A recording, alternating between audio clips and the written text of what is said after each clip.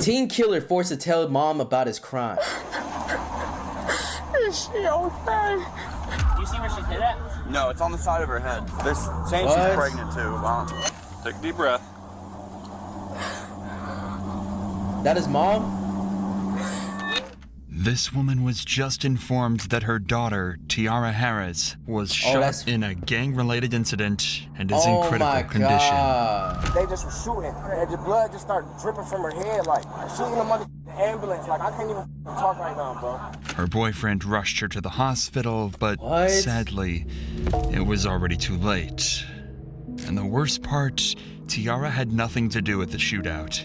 She was an innocent bystander. It's crazy, chat. Innocent bystander, not even a part of it. I said, bro, people that glorify gang and all that shit, bro, like, you're either gonna die or you're gonna go to jail. A simple mix-up left an innocent, pregnant mother of 2 dead, her children now motherless, and her family absolutely heartbroken. The police now face a grueling investigation. However, with everyone involved supposedly being gang members, catching the killers would prove to be much harder than anything they'd done before. Damn. We've been in touch with Yolanda, the mother featured in this video, and are proud to share that half of the video's profits will be donated to the Akron-based charity First Glance Student Center. At 7:29 p.m. on April 14th, Akron Police Department would receive multiple calls reporting dozens of gunshots being fired out of 1492 Rockaway Street. Witnesses would describe what seemed like a gang-related shooting with multiple cars speeding away from the scene, one being a silver 4-door Chevy. Police managed to quickly track down the Chevy, following it as the driver sped across back roads in Akron. However, the Chevy wasn't actually running from the cops. It instead would pull over somewhere that concerned the cops even more. What? The hospital. Oh, no. There's someone in the car still. Hey, hold up. 5807. Wait, is that the girl that's gonna be in there? Go ahead and shut the car off. Shut the car off. Shut the car off here. Go ahead and put your hands on top of your head, all right? Nope. Hands on top of your head. On top of your head, bro. Come on. Step out. Step up. Well, do we have someone checking High Street? All right, man. Here, step back here to the back of the car. Go ahead and put your hands behind your back. With the incident being reported as a gang-related shootout, police would assume the man driving the Chevy to be a gang member, meaning he would be very unlikely to talk to them. So instead, they decide to stop him in the back of a patrol car for later interrogation.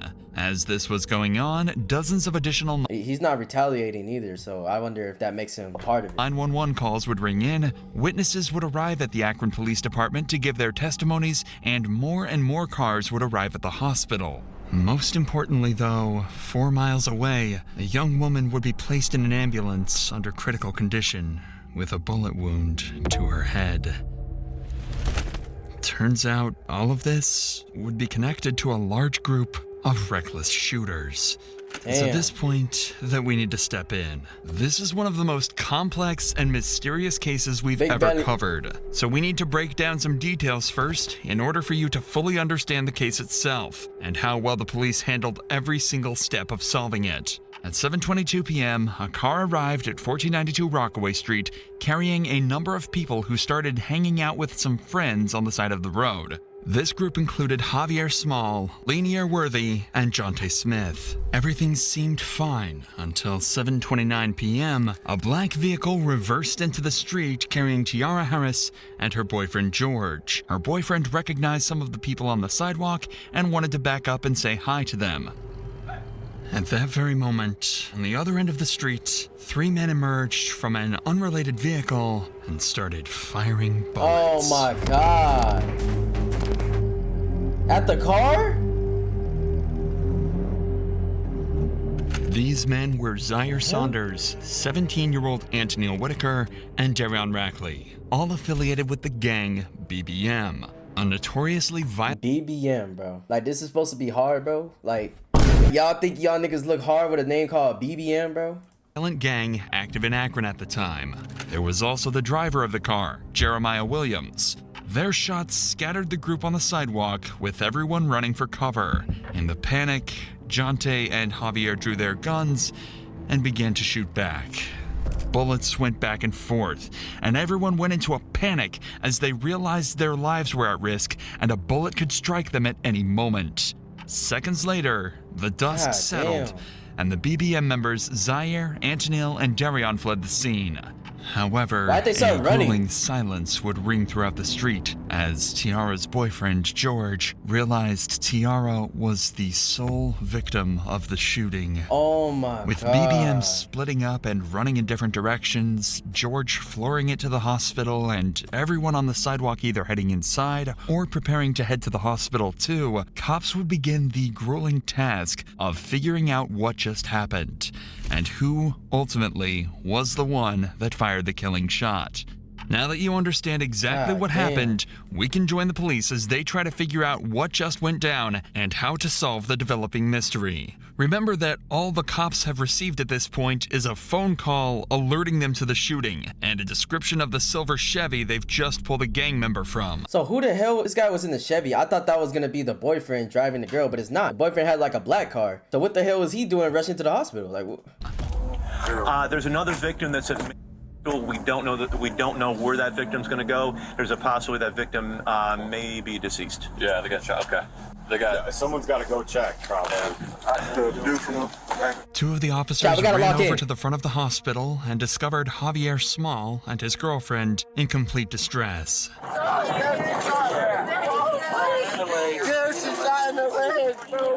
oh, damn. He can't go into that room because she got to get checked out. Hang tight. As it turns out, another girl was also hit in the shooting, that being this man's girlfriend. Luckily, she was only shot in the leg, but he was still extremely distraught and horrified about the whole incident. Bro, I'm on house arrest. I gotta go. I gotta go to the house with my girl, bro. We'll get you. I'm gonna come back. I'll tell you after. She's gonna be fine. Oh, wasn't he a part of the whole gang thing, bro? No, you got get questioned, bro. You was a part of this. I don't know, bro. My girl just got shot, bro. No. Despite how distraught this guy is, he was a passenger in the Chevy, which they just found multiple firearms inside of. So police promptly arrested him. Hey, Pappy, we'll take him over here. That's why I said, bro, he's literally a part of it, bro. You know what I'm saying? If your girl was in the crossfire and shit, y'all was the one that got out the car and started firing, right? So what the hell are you crying for? Across town, however, there's someone in a much worse position. Tiara Harris, the passenger in the black car. Yeah, open that up. I'm trying to. Alright. They're saying she's pregnant too. Okay. How She's pregnant? pregnant? Is she? How far along? 2 weeks pregnant. Okay. 2 weeks. Maybe 2? Yeah. Oh, okay. Yeah. Okay. Thank you. Yeah. 44, there is a fire around. Am I allowed to ride in the car with her though to the hospital? Not right now. I'm sorry, man. Bro, Yanni just got shot. I mean, T just got shot. Bro, just in the car, just driving down the street in Kenmore, driving from over there, and they just was shooting. None of the glass broke, but she wasn't like moving or talking. So I just brought her, and the blood just started dripping from her head, like, bro, we see in the hospital, she's in the ambulance, like, I can't even talk right now, bro. Tiara was immediately rushed to the local hospital. Is this guy in the gang though? Like why would they shoot at y'all? George was brought in for questioning. He's not? He wasn't a lead suspect, but police did find it odd that he just happened to arrive at the site of a violent shooting right as it all went down. He would claim to be who were they shooting at? innocent and actually provide a detailed description of everything that went down that night. You turned off here, so no, boom, no, I didn't. I came this way, and I said, "What y'all got? Like, what y'all got going on over here?" Like, I'm like basically saying, "Is y'all good?" Right. And as soon as I said that, somebody from down here got to just shooting a gun that just kept shooting. That's all I know. But I didn't hear nobody or nothing like that. So you're right there, and then you heard that. How many shots did you hear? Man, I can't even recall. It was a lot. And then as soon as I So said you were that, facing this way? No. You literally backed all the way on. Say I'm coming down here in this Rockaway. Like, this would be Rockaway. Okay. Down, I backed up. Oh, so you backed, so the back of your car was facing that way? Yeah, and I'm like, is y'all? I'm like, what y'all got going on? Like, I look out just like that. Like out the window? Like, as soon as I even, like, it should have been me, like, you feel me? Because I'm the one that looked straight out the window, like, are y'all all right? Y'all good type stuff. The cops asked him why he was even there in the first place, to which he just said he knew a couple of people on the street and that he had absolutely no involvement in the shooting. He's claiming that when he peeked out the window, his friends mistook him for the shooter and began to fire bullet after bullet directly at his vehicle. According to him, it wasn't an accident, but a misunderstanding, making the whole situation even more tragic. Wow. With George's statement, they were a little clearer on the whole situation. But they'd made no progress into actually solving the case or tracking down the real perpetrators. That was until they returned to the scene and spoke to a number of witnesses who had watched the entire event take This nigga loves food, man. place. It was two African Americans. Where were they running? Young kids. They come from back there across this backyard next door and out the driveway. They hopped the fence. Black. He had a face mask on and had a 9mm. And then the other one had a semi-automatic rifle. God damn, bro. A whole semi, bro. Like, what do y'all need these guns for? They were almost to the corner of the house running this way, and they both jumped the fence. Like when the kid in the hoodie jumped the maroon hoodie jumped the fence, he dropped the semi-automatic rifle at the driveway. I was just out back cutting some stuff, and all I heard was just a barrage of bullets, fully auto. It wasn't 3-round burst, 4-round. It was fully auto. Coming off fast. Oh yeah, hot and loud and fast. And then I saw two guys when I was out back. I could see through the backyards, through the fence. I saw a silhouette of two guys running up towards that street, returning single shots as they were running away. Okay. There's casings up here. Yeah. I got more. Okay. How many did you hear, you think? I heard it was like 30. Like where all these cones are at, probably that amount? 30 or 40. But this happened over there all the time. Where's over there? Right there, the house right there. I heard a lot of gunfire. He said it happens all the time? When I first heard it, I thought it was a backfire because I saw this car sitting over here where all the cones are. He had his lights on. So I thought he was working on a car and it backfired real bad. Then I saw them loading people into cars to take them to the hospital, and I knew it wasn't, because this has happened so many times before. I'm just, I don't know what we're supposed to do. Right. We can't go outside. Nothing. Yo, I just low-key look like it's predominantly white neighborhood, dude. Even with all this new information, though, the cops are only slightly closer to figuring out what happened. They were now at least able to confirm that one group of shooters rolled up and started the exchange before another responded, causing a huge exchange of bullets throughout the neighborhood. But they still had two major questions. Who were the shooters, and how was Tiara involved? Well, the cops had just spotted another witness that might be able to answer their questions. A woman who was actually on the street the moment the bullets started flying. Oh, shit. Let's see what she says, chat. You don't live here? I'm not even from here. Oh. I was visiting. Wow. So who owns the house? Imagine visiting. Chat, imagine visiting your family members or some shit and this happens, bro. Like how traumatizing that had to be. Yes. Okay. She was out to eat when I called her. Okay. Everyone's okay though, right? The kids? The kids, yes. Yeah? The kids Okay. are okay. I got them in the back watching TV. Okay. There was another girl outside. I think she got shot in the thigh or the leg. I think they took her probably to the hospital. Okay. She definitely got hit. Okay. So what did you see? I'm sitting outside. To be honest, we all family. So we're all outside prayer wrestling, like act like we hitting each other and stuff. Next thing I know, I just heard these gunshots. I'm like, all right, was that a BB gun? Oh, they were right by this car and shit, bro. Whoa. Come through shooting. Yeah. And it was like pow, pow, pow. They came through again. So I'm running up, I didn't even know where the gunshots came from. I'm running up, trying to grab the kids. They came through twice. Okay. Did the house? Oh my God. I mean, I don't even fuck. Is that a bullet hole right here? I I don't know. I was really just trying to grab the kids. And you said it, so what? They got out of a car? They didn't even get out of the car. Or they just started, they were hanging out shooting? shooting? They was hanging out shooting. Did you see how many by chance? Three of them? Three? Now it's starting to sound a lot more like a drive-by shooting, notoriously one of the hardest types of crimes to solve, especially if the vehicle was stolen. The cops are starting to lose confidence that they'll ever find Tiara's killer, but then they decide to ask one simple question. Ma'am, do those cameras work? I believe so. Okay. She's on her way home. Oh, she is? Okay. Oh, they're cameras. There were CCTV cameras on the property, and as soon as the homeowner got back, and they were right there, bro. Oh, this might solve everything. Have access to the footage. So in just a few hours, the cops were able to put together just enough footage to understand exactly what happened.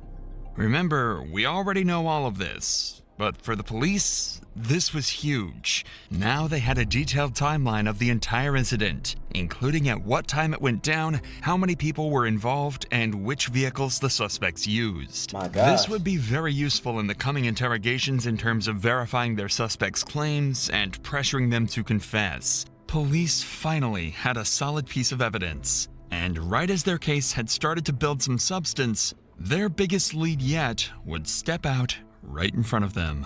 I have video of them carrying the girl that got shot. I can put it on an SD card. Oh. That's not the same one that was She'll send her a link and then she can just upload it from there. Right after they took off. Not only Okay, had that's they gonna be a seen the good video. entire thing go down, but as soon as they heard gunshots, they started recording. They managed to get this clear footage of a man getting into the same vehicle spotted at the shooting just minutes earlier. Bro.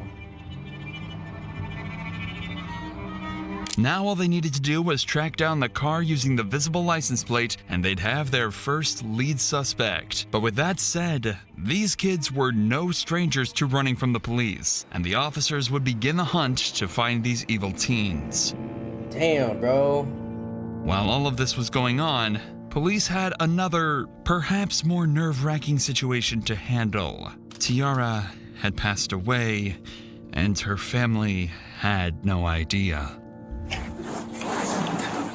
Bro, this is so sad for her family, dude. Currently not letting too many people in the hospital. Let's step over here, see where all these cruisers are. My car, okay? I'm Where's right your car here. at? I'm right here because I This didn't one know. or this one? Right here. Sorry, which one? Okay. What's your daughter's name? You're here for your daughter? Tiara Harris. Tiara Harris. Let's say have you stand right here next to the sign. We'll have someone go over to talk to you, okay? Take a deep breath. Is she okay? I don't know the names of who they are currently, miss. Just listen to the cop's tone here. He knows just how bad things are looking for Tiara, and he absolutely doesn't want to break that news to her mother yet. Damn, bro. She's like a really pretty girl. She probably had a future. Looked like she's wearing a sports jersey. Like, she looked like she got good grades in school and everything. And just to get your life taken away from some stupid gang shit, bro. Especially when he sees just how emotional she's starting to get. Tiara's autopsy showed a single bullet struck her in the head and remains there. While tragic, this information would allow police to identify the exact bullet type and then gun used to shoot Tiara. If they could find the owner of this gun, they would be able to match it to the bullet, and justice could be served for Tiara and her family. Hey, hopefully come they here. They got a bunch of people showing That's up. my son and my nephew. Okay, well, listen, they can't go in. It's going to be you. Y'all go in the car. Go in the car. They telling us to wait outside. I know. I'm going in. Go in my car. The entire family is in distress, with her mom shaking and doing everybody just wants to check on her, man. That's everything she can to stay strong in front of her kids. It's truly a nightmare situation, and it only got worse from there. At around 8:30 p.m., they were informed that Tiara didn't make it. A bullet to the back of the head had ended her life, sending her family into complete grief and agony. A bullet in the head is like 95% you're done, bro. Now, police knew that they absolutely had to catch the people that did this to Tiara, or risk letting down her and her entire family. At this point, police had 6 different suspects on the run, all tied to the shooting, and they would eventually manage to track down and get interrogations with all of them. Their start came in the form of a Facebook post by someone named Jeremiah Williams, described as a member of the BBM gang. Apparently, the post consisted of him bragging about being at the shooting and escaping without getting caught. By using his Facebook... So stupid, bro. Like, it's something to brag about, dude. It's so oh my God. Like, the kids nowadays, bro, I don't get it. That should be nothing to be bragging about. Like, you should be thanking God that you escaped that. Profile, they'd find his address and pick him up for interrogation. With Jeremiah also being a supposed gang member, he too would prove to be extremely difficult to break. However, by using expert methods, police would actually get him to break completely, to the point where he actually started to cry. Bro.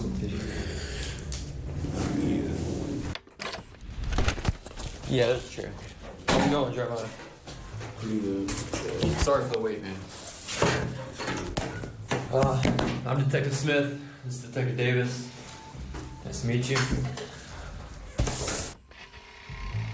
Alright, man. So the reason why we have you sitting here talking to us is we need you to think back to April. There's an incident that happened on Rockaway. You remember this? This young lady got shot. You remember hearing about that? Mm-hmm. Okay, so during our investigation, your name's been coming up. But do you know about where you were that day, if you can? Or I was definitely at home. Apparently, Jeremiah also has an alibi, and even gives multiple names over that'll attest he wasn't on Rockaway that night. You're at home. Yeah. Where was that, at Amherst? Amherst. This was right before my mom moved to Louisiana. My best friend, Rob, talked to her sister, the girl that died, her sister, Diane or however you say her name. My best friend Rob was like in a kind of little dating. Yeah, with her sister. And it was crazy. We got on Facebook and it was all over Facebook. Her sister had got killed and stuff. And my mom was like, "Ain't that the girl that came over here the other day?" And we like, "No, that was her little sister." Has her little sister reached out to you guys or anything? We haven't talked to her, and I don't talk to her at all for real, but. So you were at your house on Amherst? Yeah. Yeah, you think he's telling the truth? Was there anyone with you that day? My mom. What's your mom's name? My mom's name is April. However, the detectives know this to be untrue. They know he was at the scene from the Facebook post he made. Oh, yeah. They know he did it. Yeah, I was about to say, like, didn't he make the Facebook? So they want to get a confession, or even better, some... Like, if he wasn't a part of it and stuff, like, why would you say you weren't there? Like, you know what I'm saying? Unless he is a part of it in some way. Information that might help put more people in handcuffs. The thing is, they're initially going to find that a lot harder than they'd hope. I have to ask. It's either he's trying to save himself because he knows something, or he's trying to keep this whole image of like, oh, like I don't snitch. You know what I'm saying? Do you recognize this car? Dude, this was the car that was in that video. That's on Facebook. So you remember it? Yeah. Have you ever been in this car? No.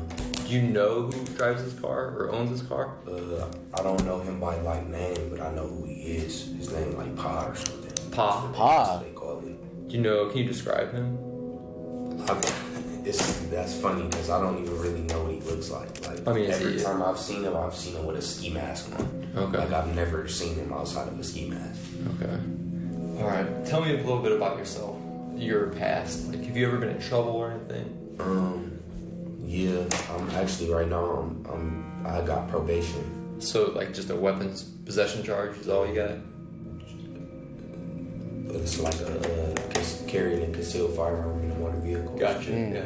Jeremiah is making a conscious attempt to give as little information over as possible while still trying to seem cooperative. He's smart. He doesn't want to completely close himself off, as that'll make him seem guilty, but he also doesn't want to give up any vital information. The cops ask him who was there, where he was sitting in the car, even questions about the guns, but he refuses to speak, and he's starting to seriously frustrate the cops. But all this talk of courts and investigations doesn't seem to be getting them anywhere at all. So instead, they switch gears. They're going to be as direct as possible and give it to him straight. Yeah, that's their last hope at getting him to crack. What do your friends call you? You have a nickname or anything? Jay. We're just getting to know you, man. Right. Obviously, we can see that you're not a bad person. Just the vibes I'm getting. Yeah, for sure. But you're in here talking to us for a reason. And it comes back down to this incident. You being honest with us is what we'll be able to work with you. We know that you were there. And we also got your DNA in this car. If I've been in that car, I would tell you guys I've been in that car. I don't have no reason to lie or no reason to put myself in any trouble. Well, you literally just lied because you said you weren't there, so. Your role in it is the driver, because we know you're the driver. Really what we're looking for is... Damn. Why? You're already being charged with the incident. You explaining your actions and what really went down is just going to help with your role in this. We know you didn't pull the trigger, but you not being honest with what went down is not going to help you. Yeah, it's going to get yourself more trouble.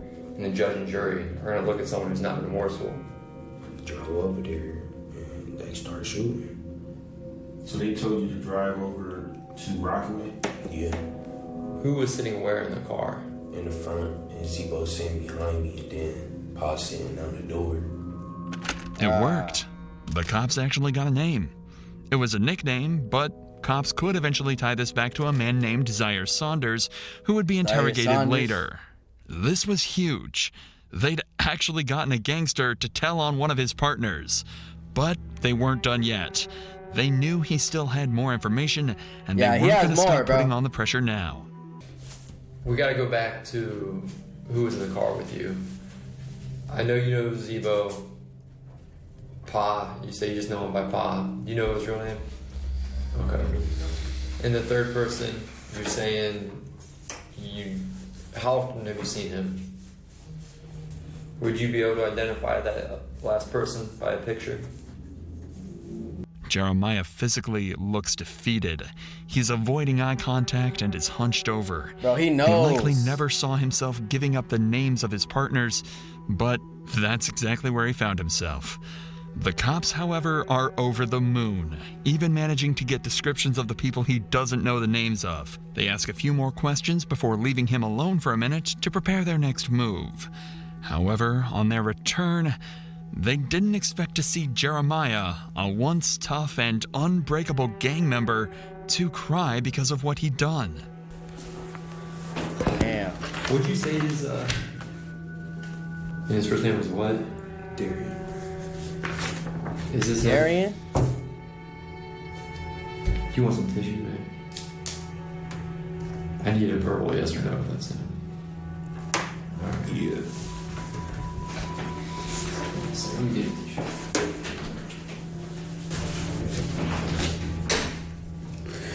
Hey, bro, that's what y'all get for being a part of the thug life and shit, bro. Like, it is what it is. Like I said, chat, it's only gonna result in two things: going to jail or just dying, bro. If this is the first time you've seen a gang member cry, you're certainly not alone. But it actually happened again in the detective's very next interrogation. While these cops were busy talking to Jeremiah, a breakthrough had been made outside of the interrogation room. Remember this footage recorded by a civilian witness earlier? Yeah. Well, after 5 days of investigation, they actually managed to track the car down, enabling them to take in another suspect, Antonil Whitaker. Police would quickly realize that Antonil might be even more important than Jeremiah as a suspect. He's a supposed member of the BBM gang, and believed to be one of the suspects that initiated the shootout. The thing is, he's just 17 years old.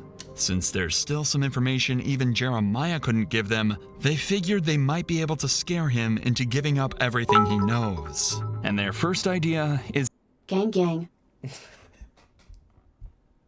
Bro, what? It's an unconventional, but possibly extremely effective method. A call home to mom. Hello, Ma. This is really, really serious now. You need to put yourself wherever you was and get to telling with your part as much as you can, because you can't take the blame for this, and this was not you. You shouldn't be sitting there. They know it's your car. You can't get out of that. You better than this. Damn.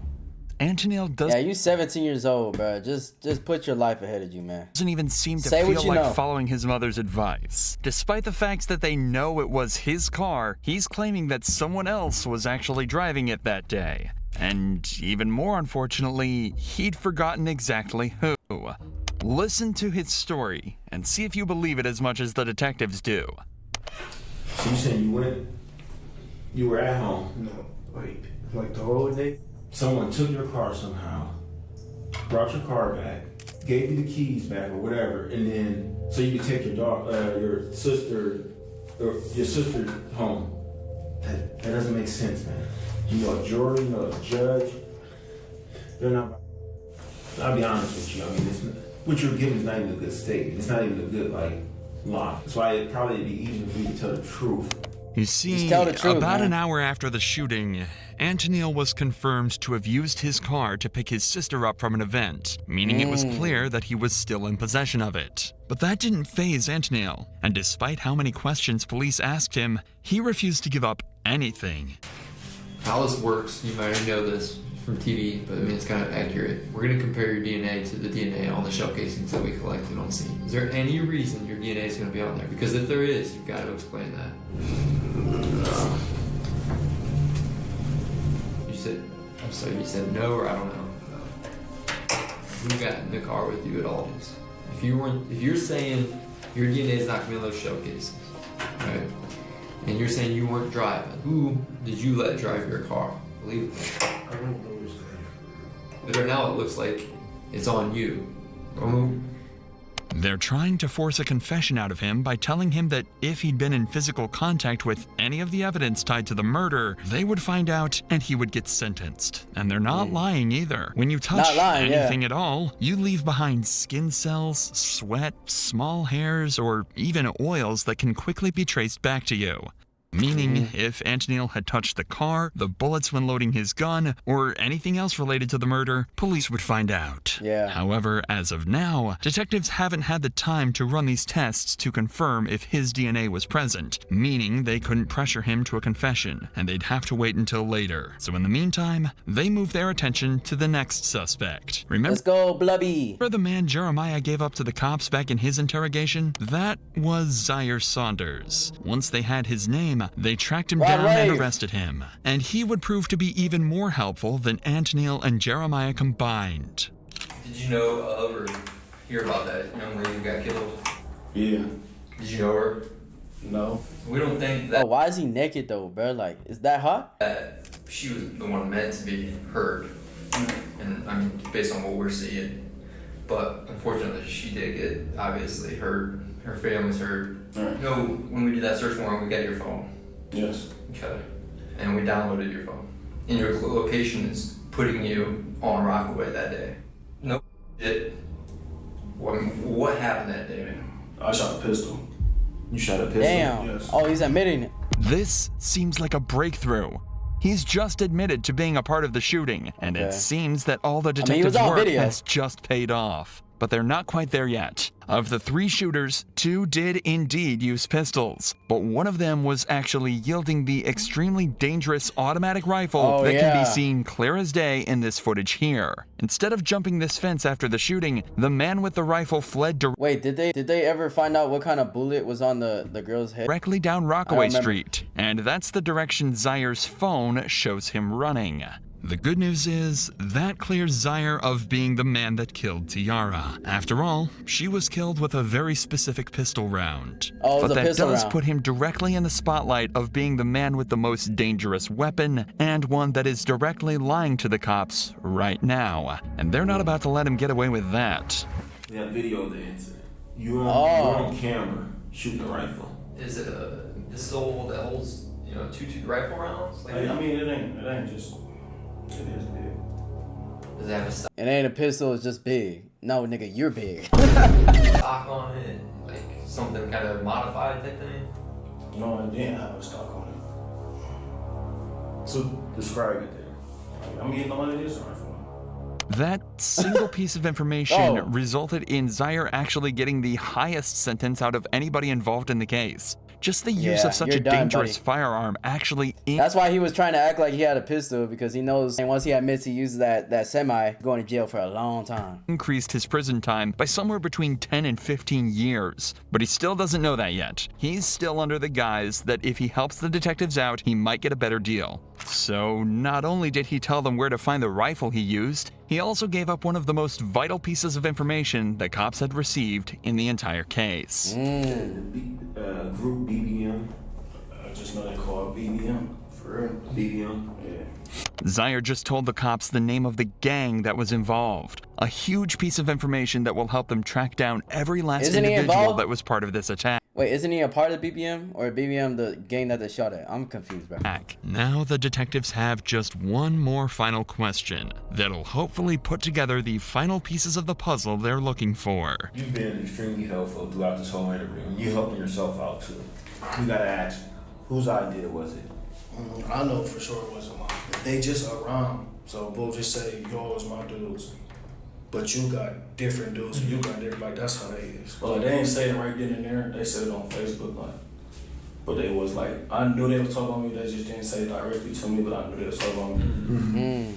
He just gave up the group chat where all of these shootings supposedly were planned. With this, police simply had to cross-reference the names in the group chat with the supposed shooters on the CCTV, and the names that had been mentioned in previous interrogations, giving them enough evidence to sentence all 6 of the shooters. But unfortunately, this wasn't the resolution they'd hoped for. After examining all the weapons confiscated, it would turn out that none of them were a match to the bullet found in Tiara's head, meaning they still couldn't tie any specific person to the actual murder. However, there is one puzzle piece we haven't told you about yet.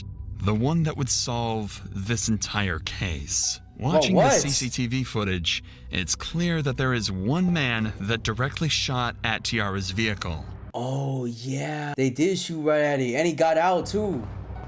And shot again. If you follow this man, dressed in all black, back through the CCTV, you can trace him all the way back to the driver's seat of this black truck. He got out? A black truck that, until now, the cops were completely unable to identify. But then, they received one final piece of footage from a witness, allowing them to track it back to the owner. They got it. 44-year-old mother, Kia Brown. Police realized they had to interview her, knowing that whoever was driving Kia's black truck that day killed Tiara Harris. Oh my God. So it's gonna be her son, huh? That did it. Hey, how you doing, ma'am? Good. I'm Detective Smith. This is Detective Davis with Akron Police. Hi. Hey, we wanted to talk to you or whoever drives this truck. Reference that incident that happened up the street. They were being shot at, and we're finally trying to catch up with them. Looked like a couple males. And have you heard about this? I heard about what happened on the corner. This is my truck, but my son was driving. It wasn't Kia, but her son driving the car that night. And after running his name, they'd find out he had ties to a rival gang of BBM. So the detectives had Kia call her son and hand over the phone to the officers. I have some detectives here right now. The day that we were moving in, the incident that happened around the corner, they would like to speak with you. Do you have a moment? Can you go on break? How you doing, man? How you doing? Good. I'm Detective Smith. I'm with Detective Davis with me. Hey, what's your name before we get started, bud? Lenier Worthy. Lenier All right, Worthy. Lenier, how you doing, man? So listen, man, I won't keep too much of your time. We were wondering if we could talk with you and your mom maybe in person at some point, and we wanted to talk to you about that incident that happened up the street. We know you're over there, so we were hoping you could help us, actually. You're not in any trouble. We're actually hoping you could help us. Would there be a good day for you to... This weekend, fine? Yeah, Sunday the 8th. Can we do it anytime after 2:30? Okay. Anytime after 2:30? All right, man. We appreciate it. We'll see you at 3:30. Okay. All right, buddy. Bye. Damn, wait, is it gonna end up being him though? Like they just like basically tricked him into like going into interrogation? And just like that, they had an interview scheduled. And this was the final suspect at the scene that they hadn't yet spoken to. The man suspected to be the driver of the black truck and the man they think shot Tiara. Damn. Dad, how you doing? What's up, man? Chat, y'all think it's him? It looks like it, bro. So, I mean, obviously, you know why we're here. About that incident that happened up the street. So, we just wanted to know your perspective. That happened that day. What did you see? That type of stuff. You can run us through that day?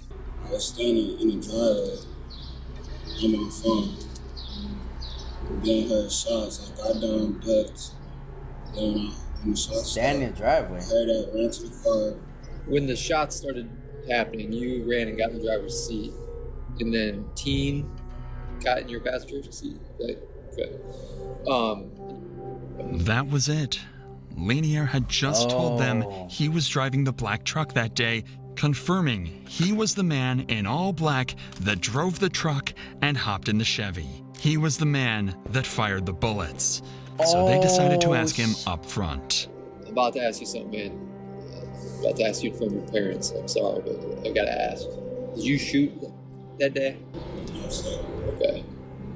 Bro, don't Even lie. though he said no, police already had all the evidence they needed. The car tied to him, his ties to the rival gang, and finally the video of him shooting at Tiara's car. So they arrested him on the spot and brought him in for interrogation. What's up, man? Lenier? Here you come. Am I able to have a lawyer with me right now? What's that? Can I have a lawyer with me? You can do whatever you want, man. I'm not here to... Okay. Bro, ain't no lawyer gonna save you from that 4K footage, bro. Are you saying you want your lawyer? You don't want to talk? Yeah. Okay. All right. But in the end, this wouldn't matter, as when they arrested and processed him, they managed to confiscate his gun. And after analyzing the forensics of the bullet inside of Tiara and Lenier's gun, it was a match. Damn! Lenier had fired the killing shot.